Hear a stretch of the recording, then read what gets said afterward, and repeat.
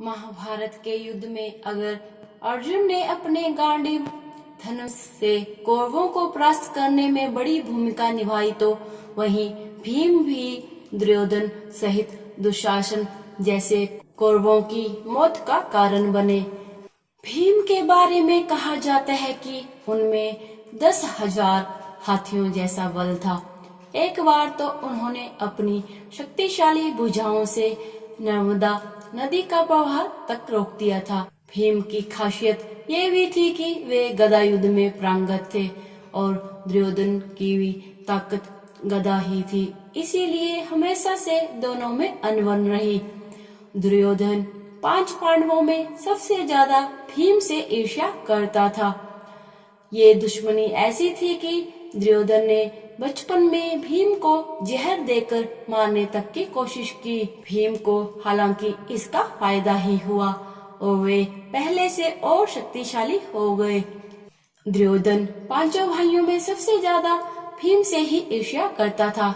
उसने कई बार छल से भीम को मारने की कोशिश की, लेकिन कभी सफल नहीं हो सका। वैसे दुर्योधन के ही एक छल का फायदा भीम को ये हुआ कि उन्हें 10,000 हाथियों का बल मिल गया।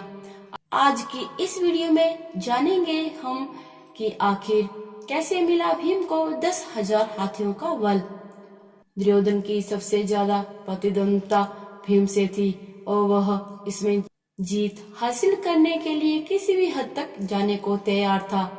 भीम की कमजोरी मिष्ठान और लजीज व्यंजन थे। दुर्योधन ने इसी का फायदा उठाया और बचपन में एक बार उसने अकेले भीम को खीर खाने के लिए बुलाया। भीम ने खीर के लालच में दुर्योधन से मिले न्योते की बात अपने किसी भाई को नहीं बताई और चुपचाप उसके पास पहुंच गए। दुर्योधन इसके लिए तैयार था और उसने भीम को ऐसी खीर परोसी जिसमें विषैले नागों का जहर मिला हुआ था। खीर खाते ही भीम बेहोश हो गए और दुर्योधन ने मौका देखकर उन्हें नदी में फेंक दिया। भीम मूर्छित थे और इस अवस्था में वह पानी में बहुत गहरे चले गए और नागों के लोक में पहुंच गए। नागों ने जब अपने बीच एक बालक को देखा तो दुश्मन समझकर उन्हें ढसने लगे।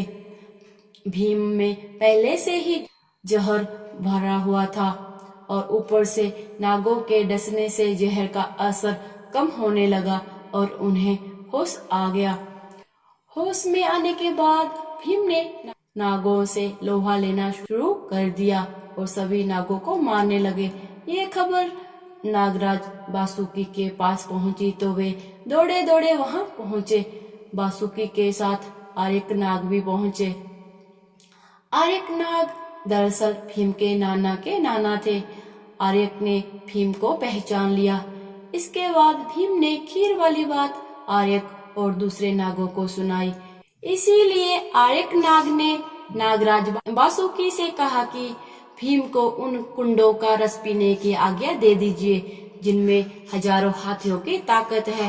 भीम ने 10,000 हाथियों की ताकत वाले उन 8 कुंडों के रस को पी लिया, फिर एक दिव्य शैया पर सो गए। भीम के न मिलने पर उन्हें सभी ढूंढने लगे। उधर नागलोक में 8वें दिन जब रस पच गया तब जाकर भीम नींद से जागे और फिर नागों ने उन्हें गंगा नदी के बाहर छोड़ दिया। गौरतलब है कि घर वापस लौटने के बाद भीम ने ये आप बीती माता कुंती और अपने भाइयों को बताई, जिसके बाद युधिष्ठिर ने भीम से कहा कि वो ये बात किसी और से ना कहे। वो कहते हैं ना कि जो होता है वो अच्छे के लिए ही होता है, क्योंकि अगर दुर्योधन ने भीम को जान से मारने की कोशिश ना की होती तो भीम नागलोक नहीं पहुंचते और ना ही भीम की ताकत 10,000 हाथियों के जैसे हो पाती। तो दोस्तों आज की इस वीडियो में इतना ही। वीडियो पसंद आए तो इसे लाइक जरूर कीजिएगा और साथ में ही मेरे चैनल को सब्सक्राइब करके बेल आइकन को जरूर प्रेस कीजिएगा ताकि मेरी आने वाली वीडियो की नोटिफिकेशन सबसे पहले आपको मिल सके। हरे कृष्णा, धन्यवाद।